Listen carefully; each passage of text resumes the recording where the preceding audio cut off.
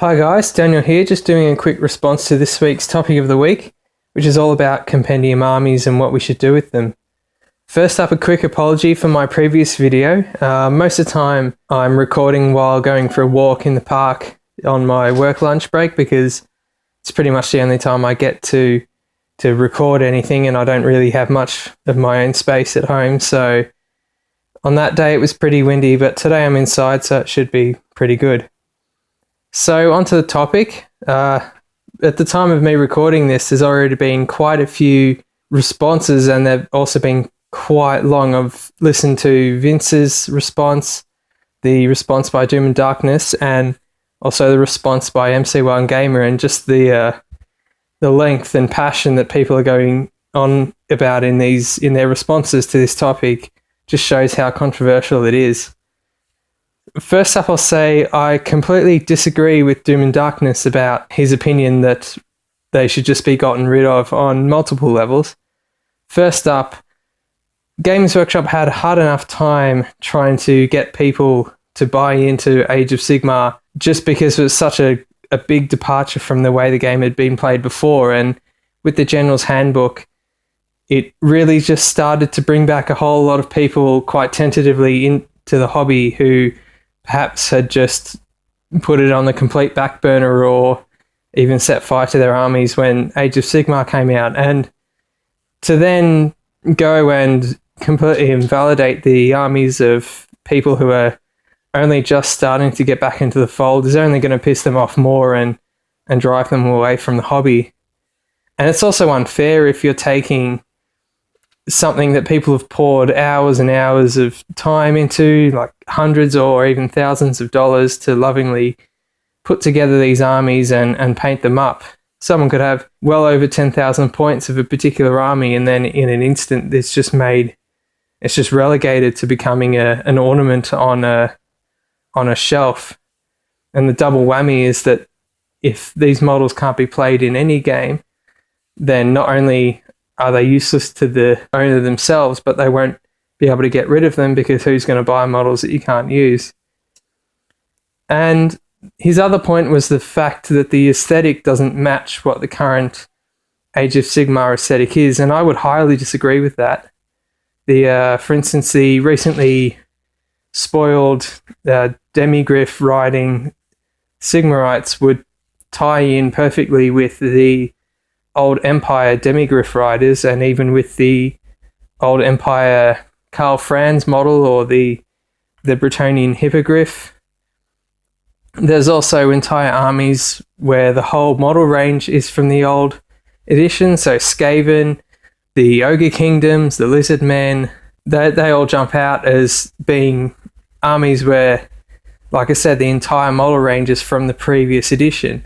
And then you have model ranges that are mixed amongst newer models that work perfectly well, and the Chaos is a good example of this. They've got the old warriors alongside the newer models, and they seamlessly match. So after having all those disagreements, I'd have to say that where I fall in line with what should be done is I really fall in line with Vince in bringing up the idea of having set standards and a couple of different styles of play. I know MC1 Gamer argued about the fact that it takes a lot of time to put the armies together, so it's unfair to tell people that they can't use them in particular tournaments. But the example of Magic, which I've played myself, is pretty much exactly the same. Okay, so you don't spend as much time putting the collection together, but you might very well spend as much money or even more. Magic cards are to put together a good deck that's bloody expensive. And it also doesn't need to be as fragmented as what the Magic Standard system is. The Magic Standard has standard format, it has modern, it has Commander, it has Legacy, it has quite a few others, and having a system like that would not work for Age of Sigmar just because there's not the breadth of models or armies to need a subdivision that to that extent. But I think it could very easily be broken up into simply a tournament format and a casual format.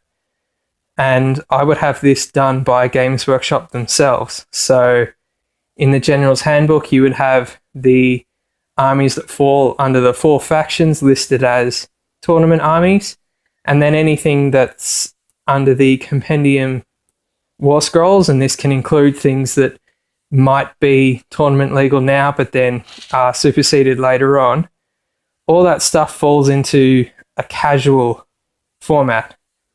And for one thing, what that means is that when tournament organisers are arranging their tournament, they don't need to release packs of updates or rules changes or special conditions that they want to have for their tournaments.